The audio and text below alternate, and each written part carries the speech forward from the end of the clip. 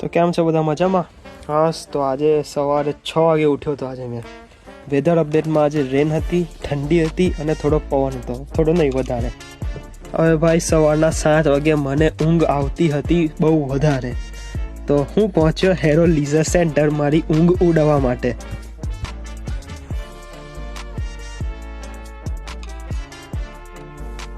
હા, તો પછી ત્યાં પહોંચીને મેં 2 વર્ષ પછી બેડમિન્ટન રમ્યો.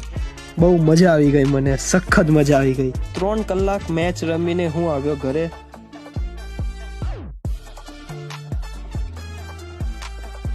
પછી વાગ્યા સાંજના 4 અને મસ્ત વાદળ ખુલ્યું હતું, બીકોઝ આજે આખો દિવસ રેન હતો અને વાતાવરણ બહુ સારું લાગ્યું.